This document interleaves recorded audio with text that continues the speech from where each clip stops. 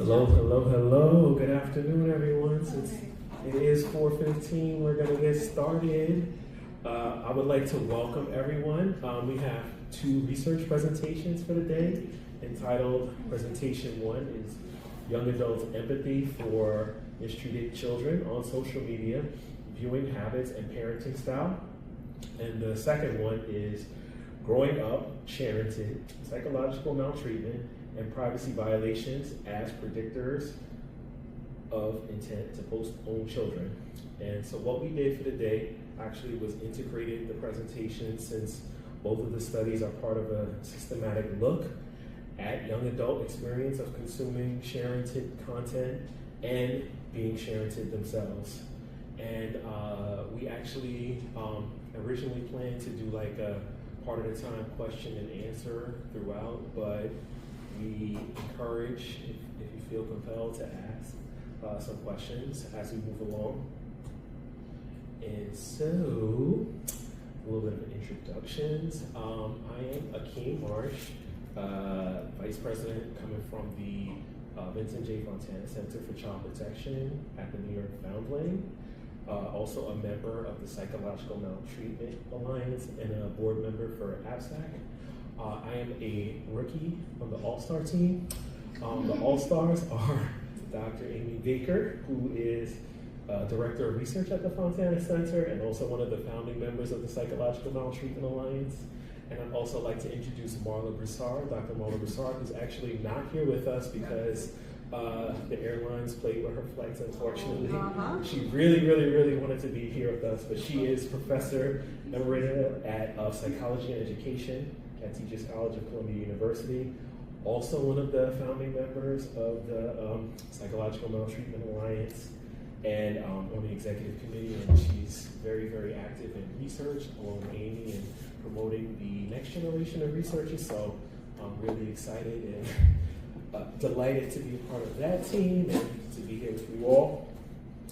And just a little bit more about Psychological Maltreatment Alliance. As you hear me talking about it, it's basically a cooperative initiative of individuals and organizations devoted to studying and addressing the psychological maltreatment of children, which is one of those things that, you know, sort of like people know is a thing, but does not get the right amount of attention that it deserves, which is how this whole alliance was sort of motivated to existence.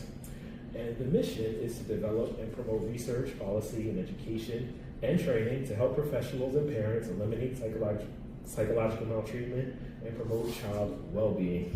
And we have a very nice website. By all means, please check it out. And we got an Instagram page as well. So if you're on that, please go visit, hit the follow. And so our objectives for the day are participants will be able to identify reasons why children as content on social media can be problematic, and will understand factors influencing young adult consumption of negative sharented content and the felt experience of those who have been sharented, as well as understand policies and laws aimed at protecting children from risk and harm from being content in their parents' social media practices, and how they can address sharenting in clinical settings. And so moving along, what is that? What are we talking about? Sharenting? What is that? So basically what it is, it's one of those words they made out of portmanteau of sharing and parenting. Boop. And parenting, parents posting images and information about their children on social media. Also, sometimes with that comes some personally identifiable information, name, birth date, address, and other information like grades, accomplishments, punishments, milestones, things like that.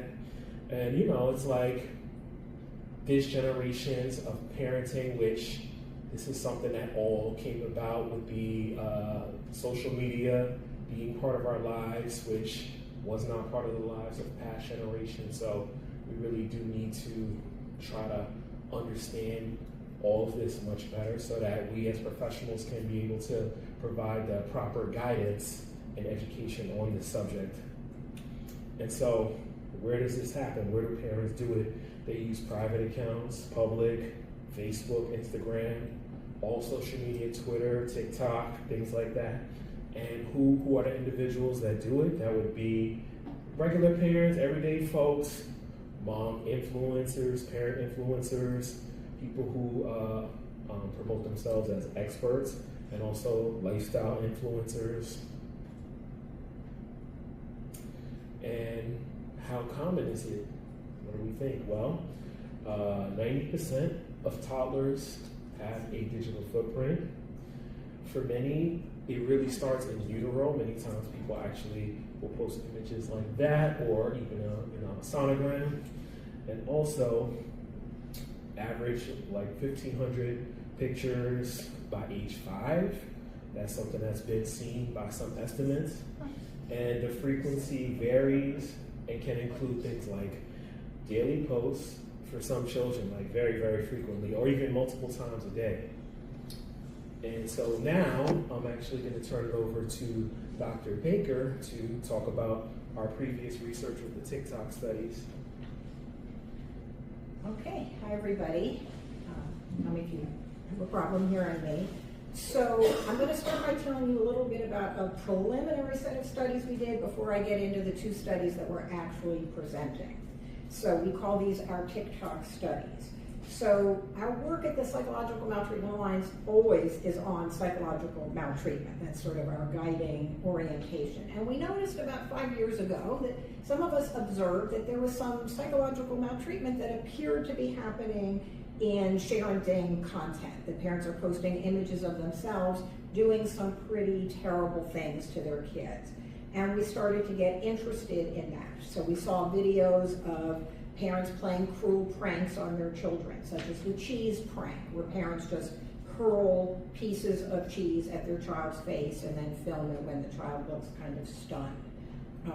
Parents are dressing up in frightening costumes and chasing their children around, upsetting them in some way. And we got really interested in this, and I'm just going to show you a video of the kind of thing that we were seeing. So this is called the egg breaking challenge. The premise is that a parent kind of pretends they're going to do a baking project with their child. They get the child all excited. Oh, we're going to bake cookies today. And they get they set up the bowl and they get out the ingredients and they put the camera there, and then they're not baking cookies. This is what they're actually. That hurts. I want to crack it. Like this. No, you don't. You don't. Damn, it didn't crack. You don't do it like that. You asshole.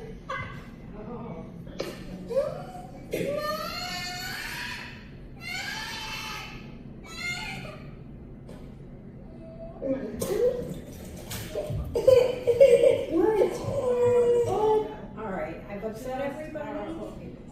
Yeah, it's pretty upsetting, and I think the most upsetting thing is how the parents are laughing. Right? I mean, that worse than just smashing an egg in a child's face and the child being upset is that all the parents are laughing about this. So we kind of noticed like something weird is going on, and we really wanted to study that. So we did 3 studies. I think that's the little clip there, little visual of the 3 studies. What we did was we got one of our members of our research team to get a new phone. She actually retrieved an absolutely virgin phone, set up a TikTok account, and started using hashtags like bad child, naughty children. And she got a bunch of videos that then we collectively as a team identified as PMB videos, psychological maltreatment behavior. And I might actually say PM, but it's supposed to be PMB because we don't know if these really rise to the level. You can't always tell. You don't have quite enough context. Some of these clips are pretty short. So we think that psychological maltreating behaviors are occurring. We don't know if like child protection looked at this, whether they would do anything seriously about that. So we did 3 TikTok studies. In the first study, we wanted to know if engagement by users was higher when a parent is posting a video of themselves engaging in psychological maltreatment. So on TikTok, engagement is viewing it, liking it, sharing it, saving it, and commenting on it. and we looked at the extent of engagement for those videos. So what we did, sorry, okay, we don't need to see that again. So we asked, is user engagement higher for PM videos than other videos by the same parent, right? You can't compare, like it's apples and oranges to say, here are some PM videos and here are some other parents engaging in non-PM. So we found 35 creators who had at least one video in which they were engaging in psychological maltreatment, but they also had videos where they weren't engaging in psychological maltreatment. I'm sorry. So I can ask questions in between. Absolutely. Okay, I just want to make sure. Were there any criteria you identified to choose the creators, or these just happened to be the 35 creators that maybe kept coming up for you guys? They were like the first 35 that had at least one consensus video that we agreed as a team was psychological maltreatment. And then we got every video on the 35 creator profiles, some of which were PM, some of which were child but not PM, like here I am doing something nice with my child, and some were no child, like here I am putting on mascara. And we compared the PM videos to the non-PM videos with and without children. And what we found is all 5 engagement metrics, views, likes, shares, saves, and comments, were exponentially, not just statistically significantly, but exponentially higher. Like median views was 396% higher for the PM videos than the non-PM videos. The next TikTok study, and remember this is just preliminary till I get to the actual studies I'm presenting today. The second of the TikTok studies, we looked at just the PM videos and we said, what is going on here? What are these parents trying to do? And we coded their, what we called in the moment motivation. Like we don't really know what like psychologically is going on for these people, right? But we could kind of figure out what are they trying to do in this moment. And we learned that about 3/4 were, I think it's 2/3, were disciplining their children. They were responding to perceived misbehavior. And because of that, they then engaged in something that we would consider psychological maltreatment. And then the remainder were just intentionally provoking their children. Like a little toddler walks into a room and the parent sticks out their foot and the child face plants and then everybody laughs. Or knocking down a child's tower that they had just built and then laughing. Things that if a child did this to another child in kindergarten, well, they would call it bullying, and they would say this child, has a problem. But these parents are doing it to their children, laughing, filming it, and then posting it on TikTok to get likes, views, shares, and saves. We observed that most of these videos, the hashtags included FYP.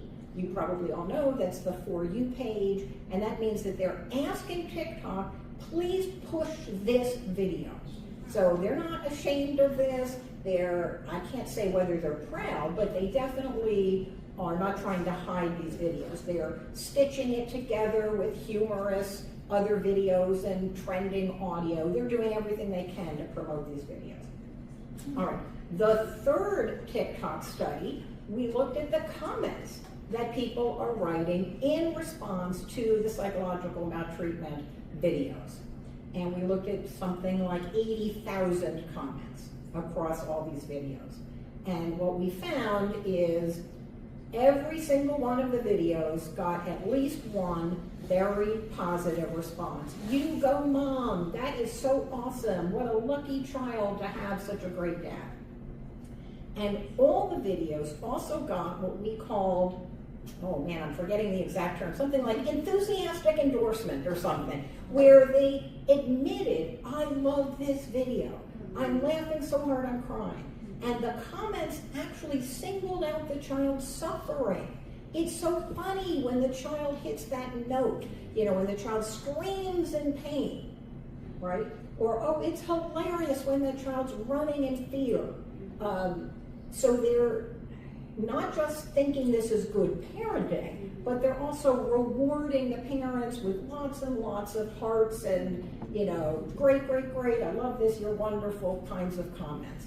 And when there was a negative comment, because there were some, the other commenters jumped on that person and said, you know, why are you so mean? Shut up, go away, you don't know what you're talking about. So, I'm curious, I feel like something, so I love psychological, like I love studying psychological maltreatment, that's my research area. great. And yeah, so I've read a lot of your work, and I feel like something, when I talk to people about it, I always get the comment like it's not that deep. And I was curious if you noticed that at all in your... Absolutely. There's a minimization Yeah. of psychic suffering as opposed to bruises and, you know, physical abuse or sexual molestation. Yes, and I think particularly like our topic of children as content on social media seems very like, why do you care about this when so many terrible things are happening? But what we believe, there's a social ecology that's being created on social media that is promoting really bad parenting, and we take that seriously. So, okay. Let me summarize the TikTok studies and then move to the main course. This is just the appetizer. So it's easy to locate videos of parents engaging in PM. You know, TikTok has no defined universe. You can't say, oh, there's 10 million videos and this is how many of PM. It's constantly shifting. So we can't tell you what percentage of videos. I can tell you they're easy to find. We didn't struggle to find them. PM videos are being reinforced for the parents. They're being encouraged to do more because they're getting likes, saves, shares, comments, and views, which gives them money, right? If they get enough of that on their videos, they can earn money from that. They're getting positive reinforcement through the comments. You go, Mom, you're so awesome. Parents are harshly disciplining their children. So we know there's some need for more information about appropriate responses to real and perceived misbehavior. They're being rewarded with positive feedback, so the social ecology is reinforcing parents, both the parents doing it and the parents who are watching it and the parents who are reading the comments. All right, so this whole ecology is being created. So this is the backdrop to the two studies we're going to be talking about today. So based on the TikTok studies, Marla and I and the rest of our team, including Akeem here and Anna, who's in the audience, created a study called Growing Up and Social Media. And there's two pieces to it. So first I'm going to talk about the study that looked at what are young adults looking at, what is in their feed, what kinds of social media child content are they looking at. So first I'm going to talk about that. And then I'm going to talk about the second study, which is for those in this study who were sharented themselves, how did that feel for them and what do they think about it? Okay, so these are the two growing up in social media studies. So the first one was 285 young adults, 18 to 23. Now our dream study would be to study kids who were sharented on TikTok. We believe that pulls for the worst. But they're not adults yet, right? TikTok isn't old enough as a platform to have kids who were sharented now be adults. And it's very hard for those of you who are researchers, you know, to access kids. It's just a whole other ball of wax to try to get an IRB approval for that study. So we started by developing a study, a survey of 18 to 23-year-olds, some of whom were sharented, but it was mostly on Facebook and Instagram, which does pull for more, you know, curated, look at me, I'm the perfect mom, not look at me beat my child.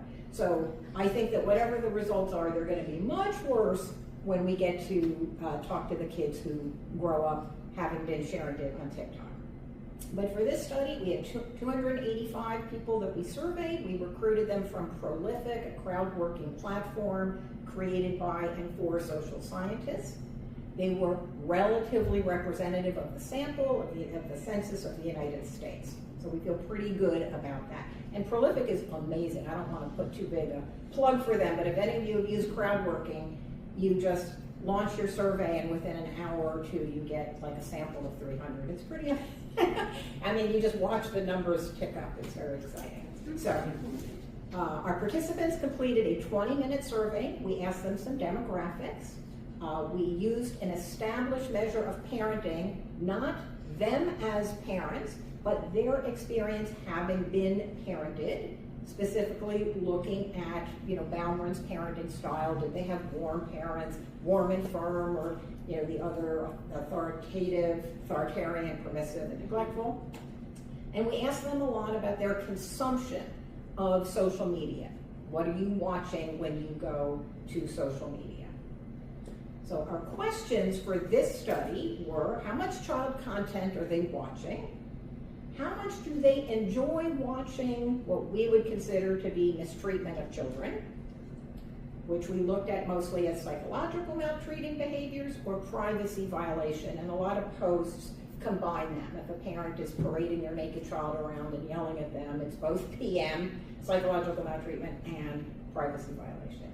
And then we wanted to know what predicts their enjoyment of videos in which parents are mistreating their children. And we had 3 hypotheses.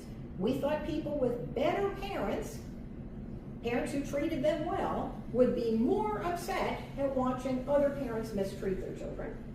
We thought females would be more empathic, more upset at watching videos of bad parenting. And we thought that more child content, the more you watch, maybe the more immune you would get to watching other parents do bad things. So we got some of our predictions supported, but we had a big, big surprise. All right, so first let's just look at what they were doing. So 76% said there's a high frequency of children in their social media. So they like it. And you all know the algorithm just keeps giving you more and more of what you want. So if you, what a cute child saying 4 seasons. I don't know if you remember the 4 seasons video, but this cute little child says 4 seasons, and then that went viral. And if you like that, you're gonna get more of that. 50% said that they engaged with child content. 62% said they see caregivers engaging in pranks. It's a big thing that, these trends, these pranks that go around TikTok. 13% said they had seen what we would consider to be psychological maltreatment or privacy violating posts. And here's a big number, 66% said that what they're watching on social media is going to influence their own parenting. Okay, so I can't even see this, it's too small. So I'm gonna look over here. Is there a way to make it bigger? I'll look here, it's okay. So this is just a summary of the data so you can see, so 70% said they were amused by caregiver pranks, and only 50% said it was harmful, and most of them said they didn't enjoy it, but some did. Some said they did enjoy watching these pranks. So this is sort of a summary, easier to see. 39% they're amused by caregiver pranks. About half said, oh, those pranks aren't that harmful, it's not really bad. And 13% said they enjoyed it.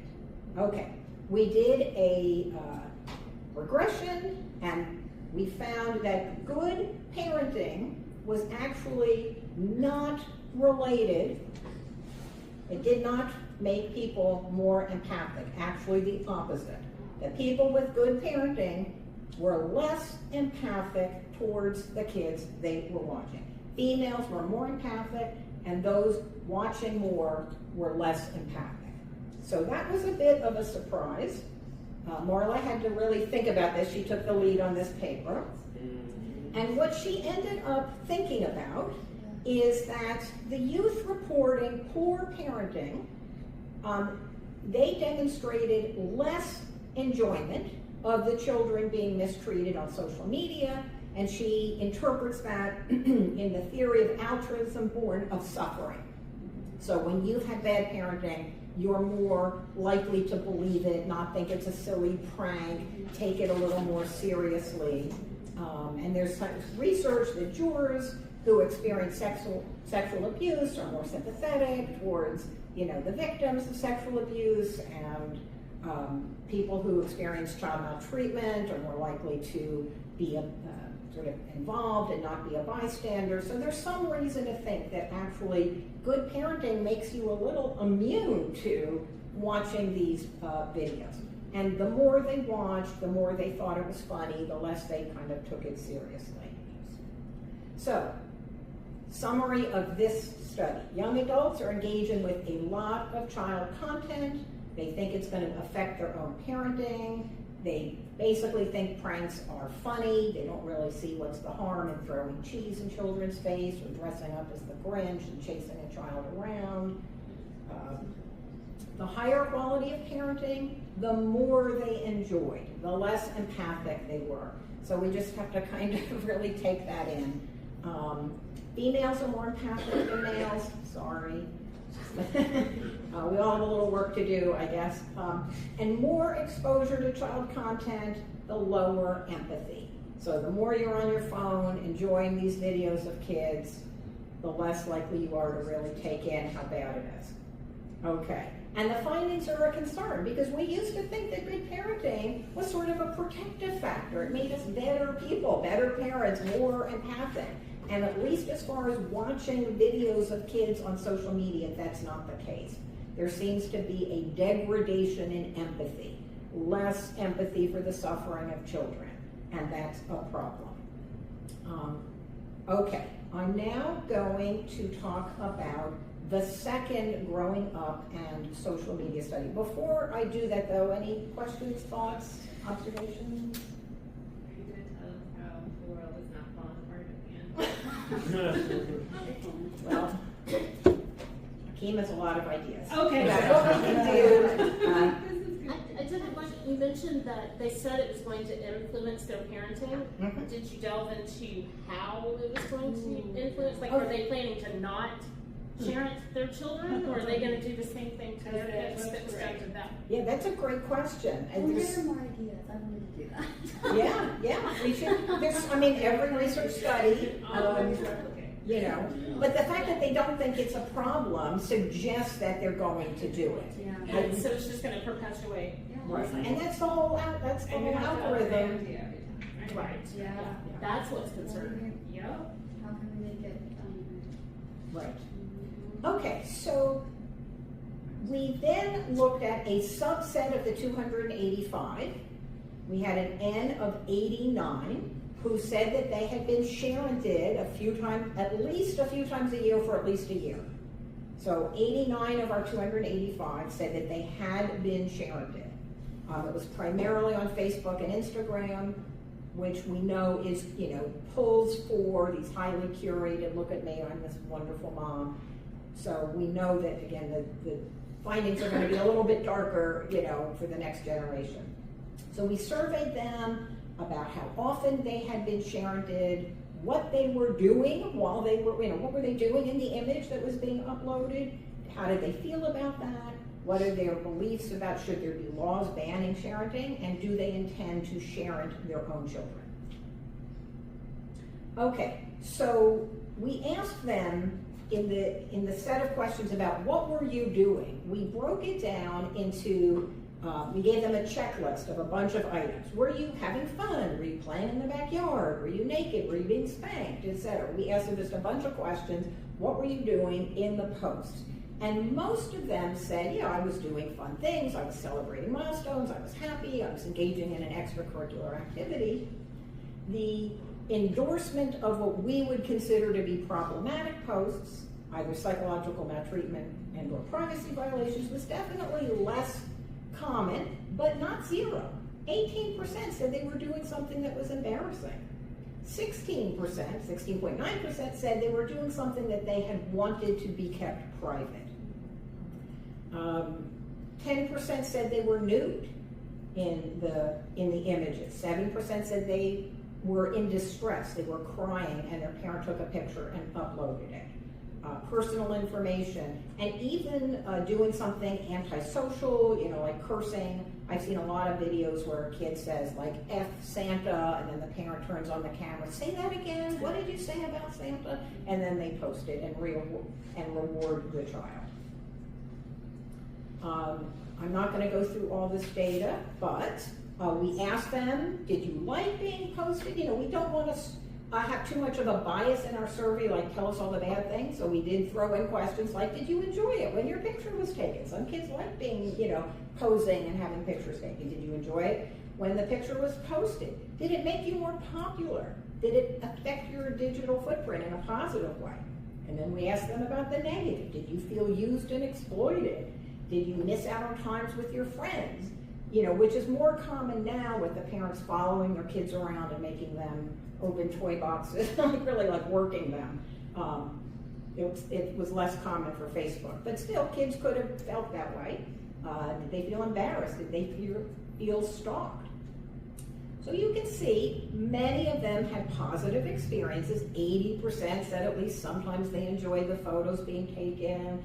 80% said sometimes they enjoyed the photos being uploaded.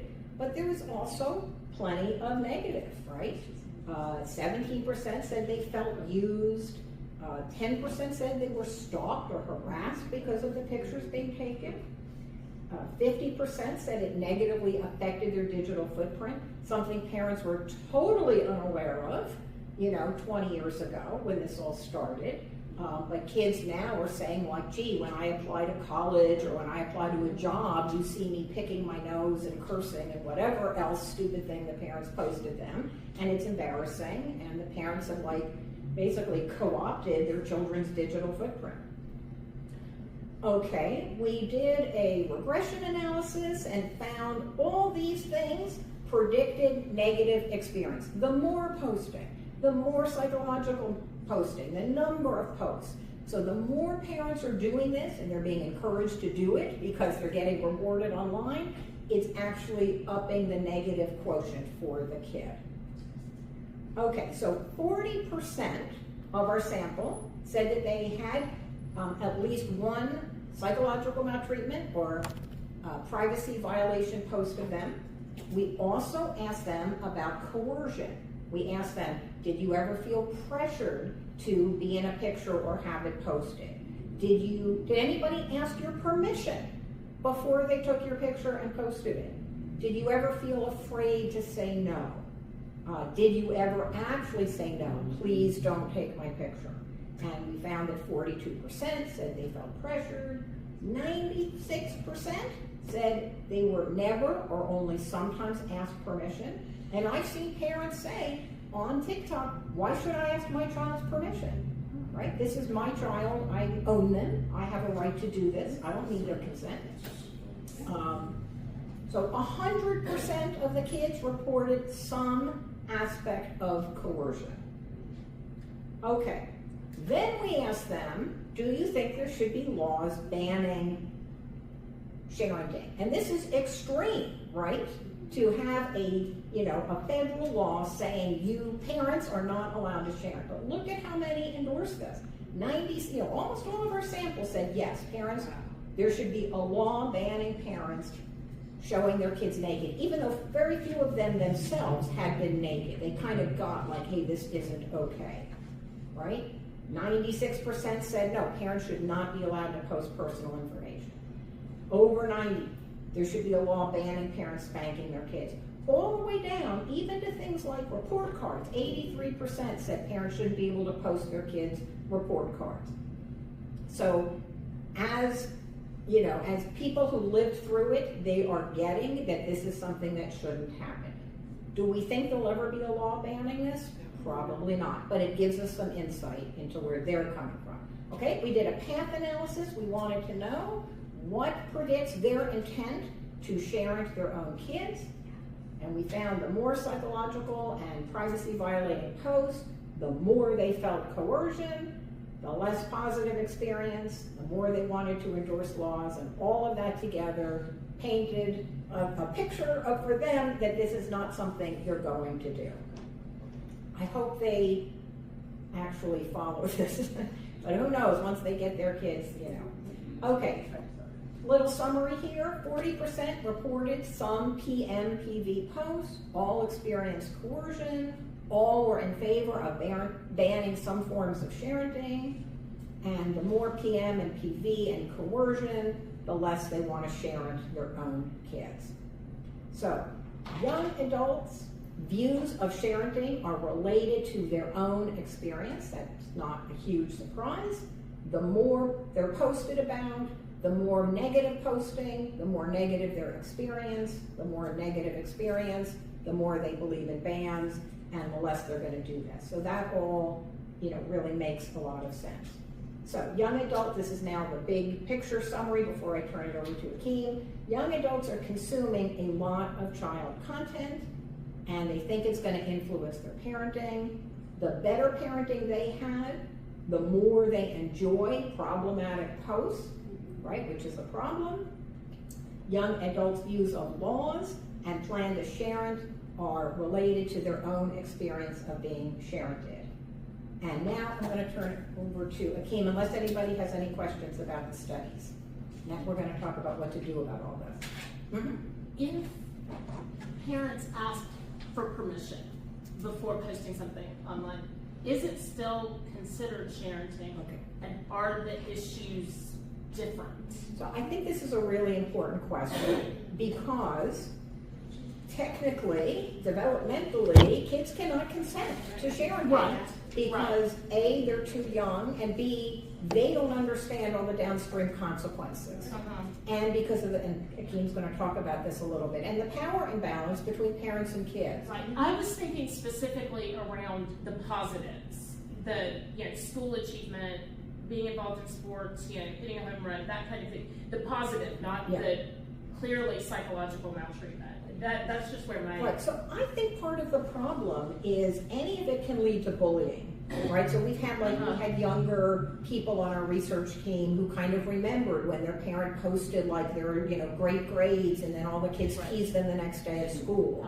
Right, okay. so that's one problem. Okay. And another is, if you've ever been to, let's say, like a ballet recital, and then every parent's there with the phone, everything is now mediated through the phone. So kids think, if I could go back a couple slides, kids don't want they think there should be a law banning parents from sharing their extracurricular activities.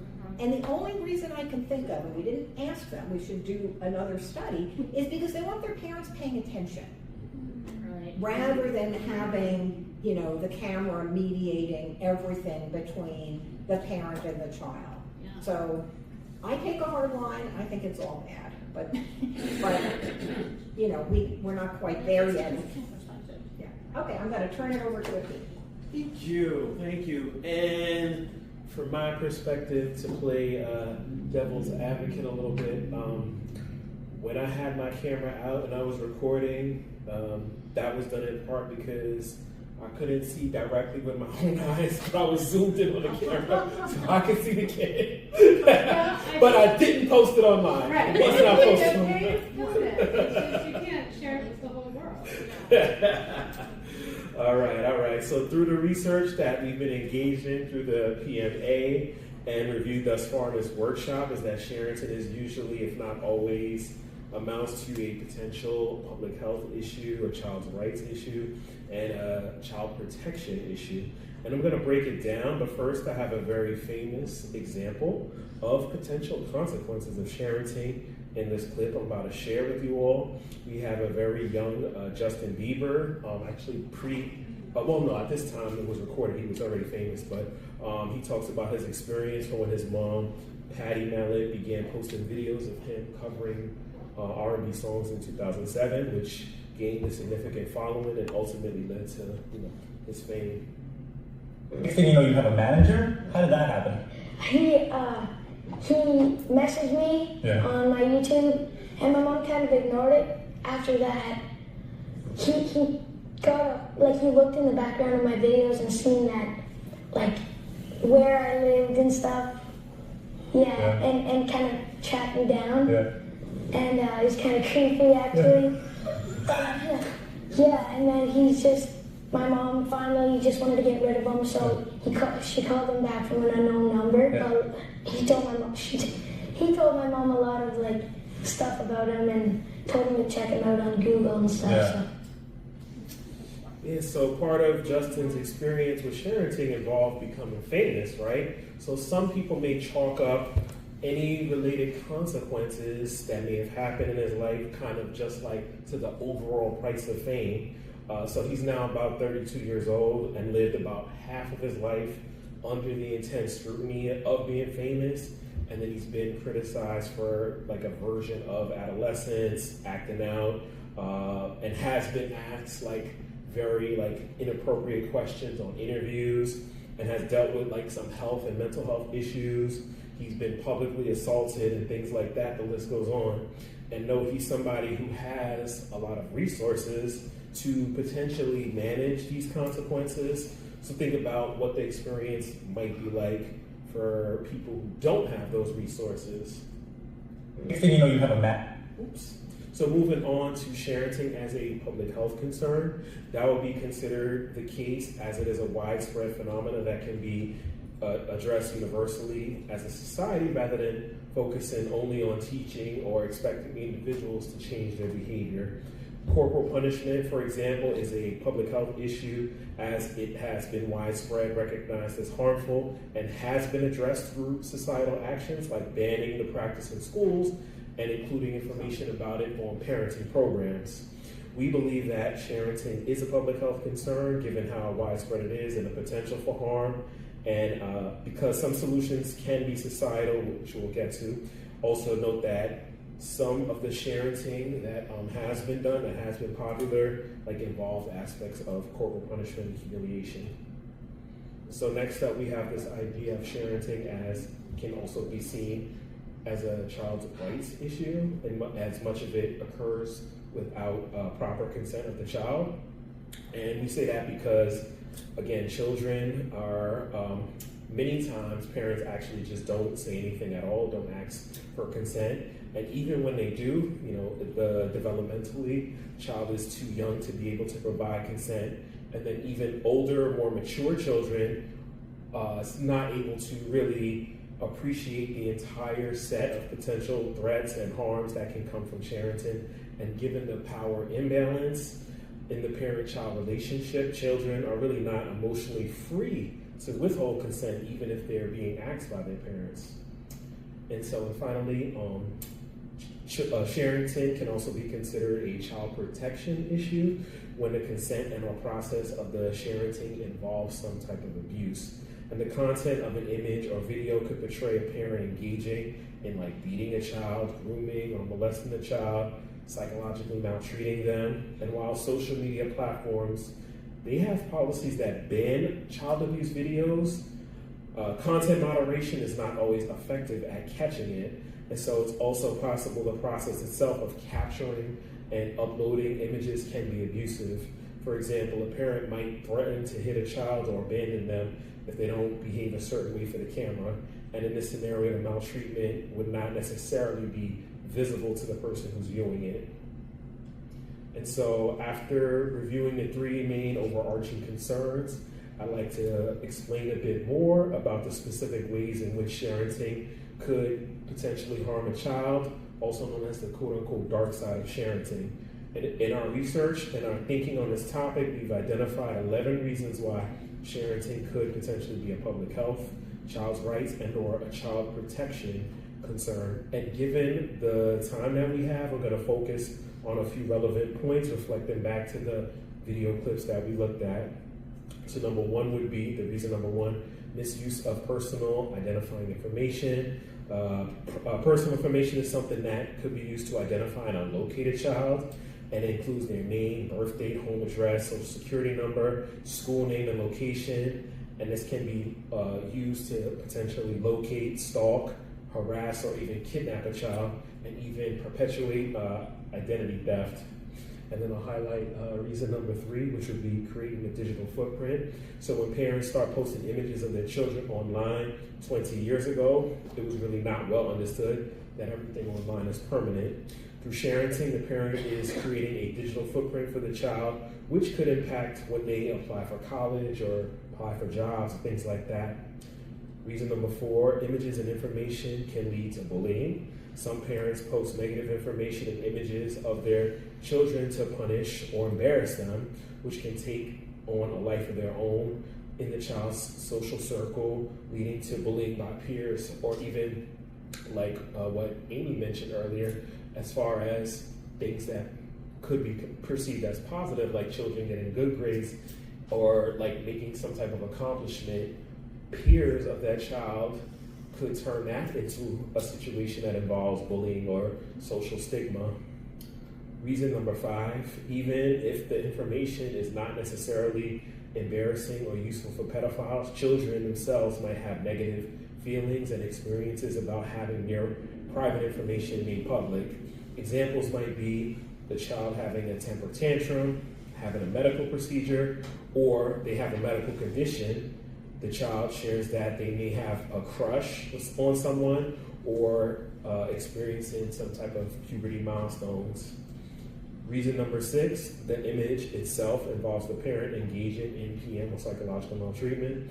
Some parents are aware that what gets user engagement is extreme behavior and emotion, something that leads a person scrolling to linger on their video just a little bit longer.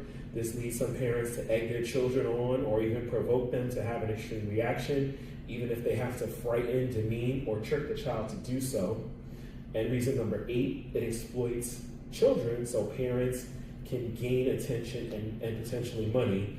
Videos with children often are like massive clickbait for viewers. Everyone loves to see children, young children, babies, and in social media, attention is very rewarding, both socially and financially. And on TikTok, as well as YouTube, the more views and likes received, the more potential financial reward there is. That incentive can lead a parent to make choices about when and what to post that might not be what is in the best interest of the child. And after hearing all that, you gotta wonder, what are some things that we could do to potentially mitigate the harm? Oh, I forgot to highlight it. Yeah, highlighted those. Right. So moving on to some potential harm caused by sharenting could be mitigated in 3 main ways, including through policy, practice, and clinical implications. So for mainly policy and perhaps practice to an extent, content moderation, that is, social media platforms can reduce the spread of harmful child content by restricting the ability to capture content and redistribution by disabling functions that allows users to screen record, download, or repost videos involving children. They can limit algorithmic amplification, which plays a central role in driving virality by excluding child content from recommendation feeds, including the TikTok For You page, unless it's verified as safe. They could also prevent PM or PV content from being posted, automatically flagging and blocking, and providing creators with notifications explaining why the material is harmful. And last, there could be child protection messaging embedded into in-feed notifications, educating users about children's rights and digital protections, and providing instructions on how to report harmful content and to not engage in the trial that may perpetuate child harm. And these are just some examples of things that could be accomplished through content moderation on social media. So moving along, when it comes to laws, some of you are probably aware there might be international efforts to restrict child access to social media as consumers. And I actually saw something recently, I think came from the United Kingdom, where they were trying to ban it for everyone under the age of 16. But this would fall into the category of mostly policy and practice. And here we are specifically interested in protections for children as content where little has been done. The United Nations Convention on the Rights of the Child just published a general comment on children on social media, advocating for stricter regulations and improved monitoring of content involving them. There were only slight mentions of sharenting, and the current laws that exist around the topic are insufficient to address present concerns, but some countries are moving forward. We have French law limits sharenting in co-parenting disputes and allows children to request the erasure of their online presence. And Italy has proposed legislation that would empower youth to remove content featuring them. Poland and China have introduced legislation banning sharing media that defames the child and setting up reporting and removal guidelines. And last, we suggest that the United States could enact a right to be forgotten law or an expansion of the erasure law that will allow children to request to have their content removed at age 18. Another way that we could improve these circumstances is through broader public education and advocacy efforts. This would be more along the lines primarily of practice with some policy implications, and we could have public service announcements displayed where current or future parents are in places like primary care offices, public transportation, billboards, or digital ads on social media. And we've seen success of worldwide campaigns against corporal punishment, and that's something that could serve as a model for these efforts. As for the more direct clinical relevance, for those of us who are on the front line as child survey professionals, we should be screening for sharenting. With that, specific screening tools could be developed. And in fact, we actually have one that's like in the process of being published. And scripts could also be developed, as well as anticipatory guidance, conversation starters for child care workers, case workers, pediatricians, child psychiatrists, and other professionals who work with children and families. The anticipatory guidance is a cornerstone of pediatric primary care and has historically been successful at improving sleep, injury prevention, and encouraging reading, among many other things. And on that note, I would like to share with you all a possible set of talking points that is provided in one of the papers that we have published, and as a way for child professionals to provide new parents with anticipatory guidance on the topic of posted images of their children on social media. So you can see, like, this is a potential, way like the conversation could go. And moving on, in conclusion, I would like to highlight some of the takeaways from today's talk. So when it comes to sharenting, there are platform incentives, that is, social media often amplifies and rewards problematic parenting content, potentially encouraging harmful behavior through attention, engagement, and even financial gain. There is a potential impact on young adults.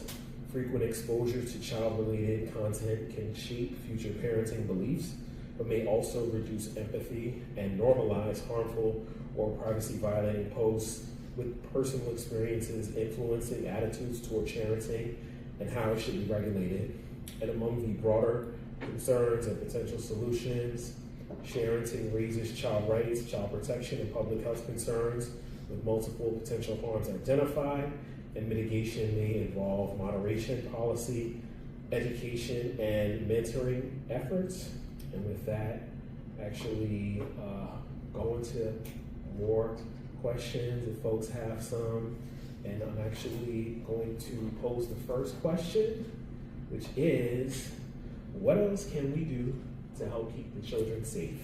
Do we have thoughts on that?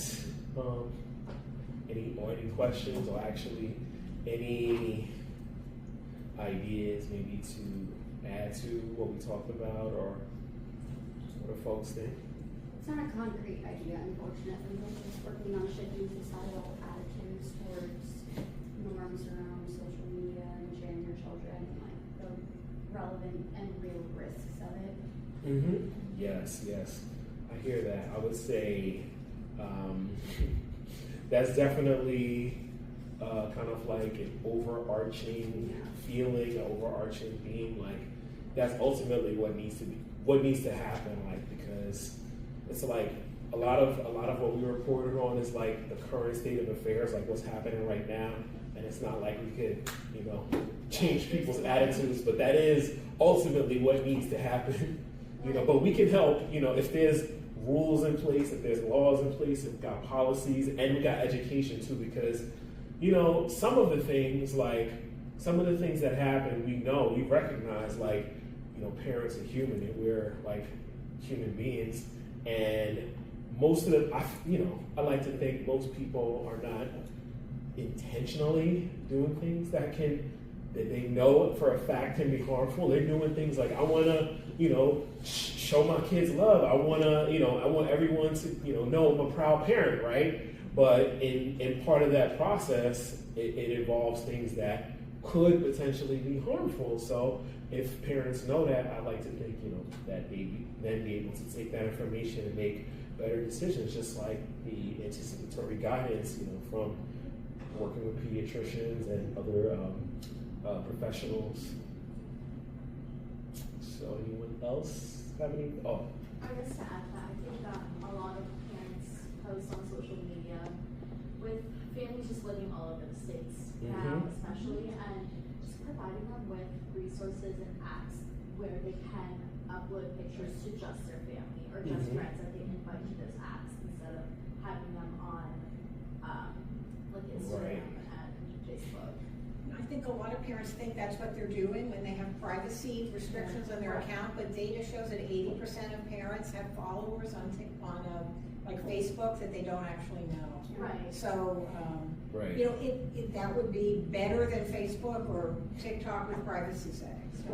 And then on top of that too, like a lot of those companies, I would say sneakily in some ways, because it's in the fine print. Like you, as just a regular person, just using the app, you kind of assume like some level of, you know, I guess privacy, some level of safety. But then in the fine print, it will say things like, oh, any picture you use, any picture you post becomes property of the network, and then once it gets in there, it is also their property, which is another concern that we didn't even discuss. But it's like they can at some point take those images and then reuse them, and there have been reports about this happening with, like, I think it happened with a teenager at some point.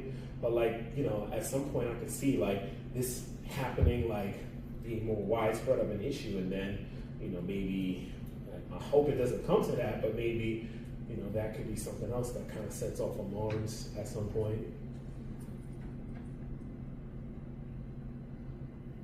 It would be great. It's not easy for me to imagine how to do it, but the companies have been forced at this point to put in somewhat better screening tools to identify things that may be child sexual abuse. And I'm not aware, but I think you guys probably know more, if there have been any discussions about trying to do similar kinds of things with other kinds of child maltreatment. So if you're posting maltreatment,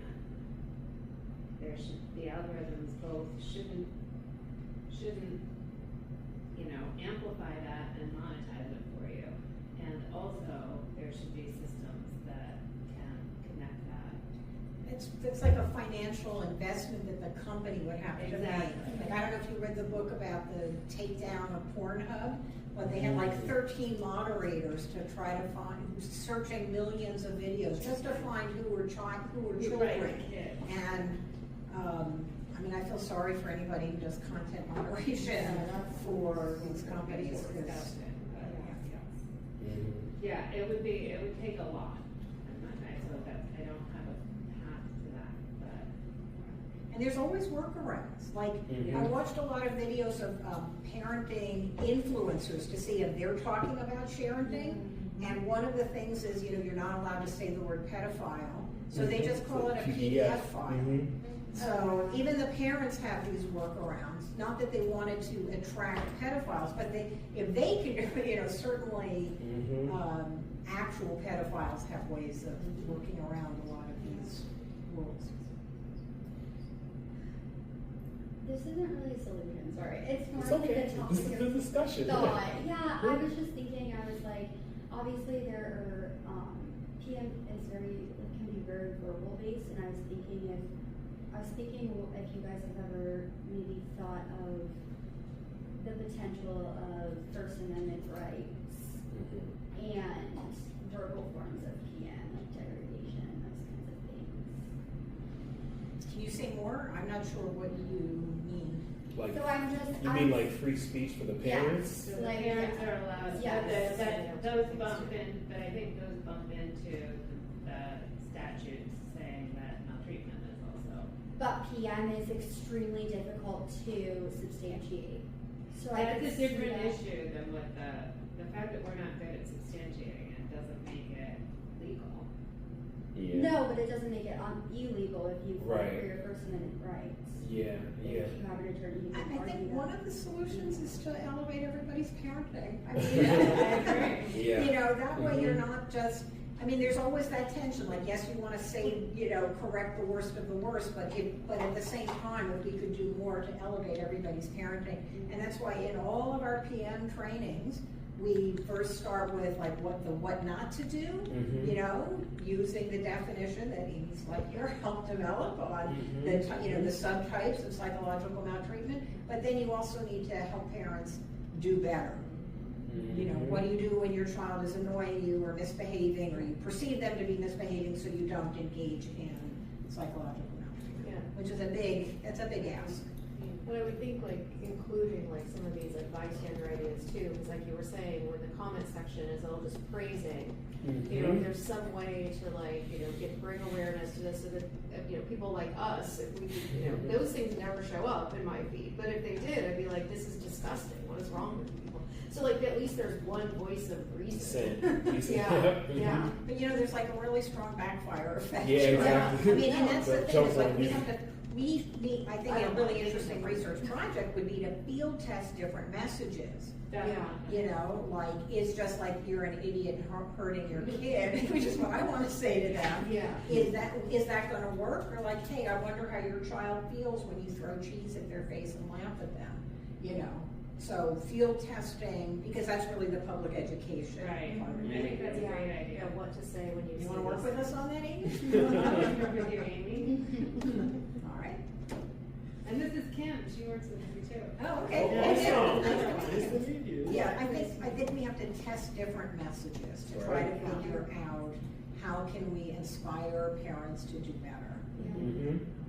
It's just that echo chamber of it's so funny. It's an echo chamber of money that the fact that they make money on it, because that's the thing that is that I'm struggling with is like the people who slip over into psychological maltreatment because they don't have a better way to parent. I think might be a different kind of person than the person who's like, you know what's gonna make me $100,000 tonight? Smashing eggs on my kid's hat. So here we go. And I don't know if they are otherwise also psychologically maltreatment. That would be interesting. Or To go into their profiles and see. Are they basically are you just doing this because it's, you know, socially rewarding and it's just Yep. I don't know. It's very interesting. Yeah, definitely. Because I've always thought of psychological maltreatment as an extension of parenting. Like, you know, discipline, all things. When you're talking about you can educate people and help support people and treat people. But there's a subset who that's so interesting. Yeah, they're tripping their children, they're knocking down their toys, they're dressing up in scary costumes, and laughing and getting pleasure. And then all the viewers who are getting pleasure out of this, it's just warping them too. And I'll just tell you a little interesting data that we just finished collecting as we looked at like the top 600 videos from parenting influencers. We found like the top 20 parenting influencers, we looked at the top whatever videos to see, are they talking about parenting? And the answer is no. Of course not. Not at all. And are they parenting? Yes. And then we looked at 150 videos specifically on the topic of parenting, getting very few views, like shares, nobody's really interested. And if they're saying parenting is bad, they're basically just talking about pedophiles. They're not talking about the full set of reasons. So even if a parent went on TikTok and said, I want to learn about parenting, they're not going to learn all 11 reasons. So you got some work to do. I think one thing for me that's interesting is, in addition to like all the complications that come with getting laws in place and getting these companies to stop, you know, reinforcing in the algorithms, is this the idea of changing kind of conceptualizations of what childhood is, especially in the digital age, you know, that children are property. And I wonder if that could lead to some interesting conversation about what is the, you know, obviously children are under the care of their parents, but what does it say on a larger, broader spectrum of how we view children now, in terms of having rights and a say, because that might play a role in then how the legislation looks. Why would we care about giving kids a right if we don't see them as autonomous beings in any way, as opposed to just money makers? I know that there was some state, I think it was maybe California, for YouTubers that started, there was some law that was passed. I think it was started with, I don't remember the details of it, started with a child that was formerly on these YouTube shows. Yeah, where I think there's a law now that any parent who's getting paid from child's content, the money goes to a portion of it goes to the child, and they have access to it once they're 18. And you know what a child has to do to get that money? Sure. If they're not happy with what's happening, they have to sue their own parent. Right, yeah. So that's our next study, is looking at child labor laws to see where, if at all, there could be protections for children. And there's only 5 states that have any laws that specifically mention, because most child labor laws have a kind of a loophole that, children under 14 can't work except for their parent. So there you go, there's no protections. Only 5 states have laws specifically around children as content. And it's all about the money.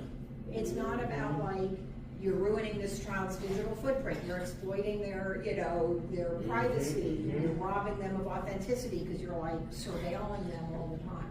Another thing I was curious about, and I don't know if you saw this or if you looked at this, if there's any sort of differences in race and ethnicity in terms of privilege, whether there's fear of posting for one group versus the other, and how that might play a role, and who then has a consequence associated with posting a picture or an image of a certain type. I could say, having watched all these videos, I didn't observe, but there could be some statistical trend that I wasn't aware of. We didn't test for that. So I think we're actually a little over, which is awesome. Thank you. Thank you. Thanks for showing up. Thank you for coming. Some references. We had some blog with a full list. We should take a picture. Well, we were both here, so do you mind? All right. Do you mind? Just right in front. Selfie. We could do that, but I was going to ask if you could take one too. Do you want me to stop recording? Oh, yeah. I got it. Okay. Someone just pick it up and